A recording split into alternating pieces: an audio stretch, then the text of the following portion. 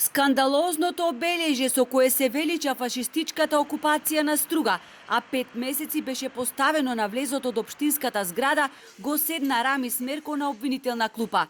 Тој на главната расправа пред судот рече дека не се чувствувал виновен. Во обвинителниот акт стои дека како градоначалник во март лани поставил спомен обележје плоча на влезот на општинската зграда, со кое поттикнал етничка омраза и раздор меѓу жителите на Струга, со што сторил кривично дело предвидено во Законот за меморијални споменици и спомен обележја. Во својство на сведок се појави заменик министерот за правда Ален Деребан, кој во тоа време беше советник и еден од 39 граѓани на Струга кои поднеле преставка до Комисијата за заштита од дискриминација. Очекувам дека судот, нормално врз основа на доказите со кои располага, ќе донесе осудителна пресуда со која што и во иднина ќе се спречи оваа пракса за поставување на спомен плочи и спомен обележја од контроверзни личности од историјата и споменици и спомен обележја со кои се задира во уставниот поредок на Република Македонија.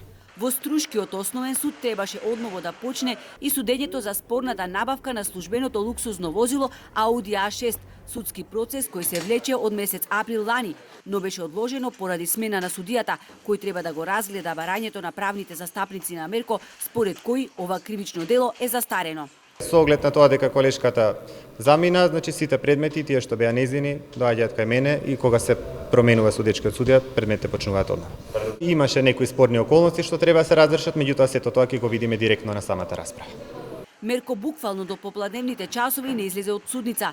Тој се товари и за незаконско поставување на директори во неколку основни училишта во Струга и Струшко. Во улога на сведок се појави екс-министерот за образование Јетон Шакири. Го прашавме дали знаел дека во Струга се назначувале директори кои не ги исполнували условите за таа функција. Тај мене не е доставен предлог и извештај од страната на секторот за основно образование, зашто се работи за основни училишта, за конкретните ситуации. Тоа оди комуникација помеѓу просветен инспекторат, кабинет, одговорни правни служба кои комуницираат, но не се доставени предлози. За причината не можам да го кажам. Против Мерко до овој момент се водат вкупно 9 судски постапки, при што во секоја од нив му е запретена затворска казна. Судењата за истите продолжуваат на 5 и 6 март.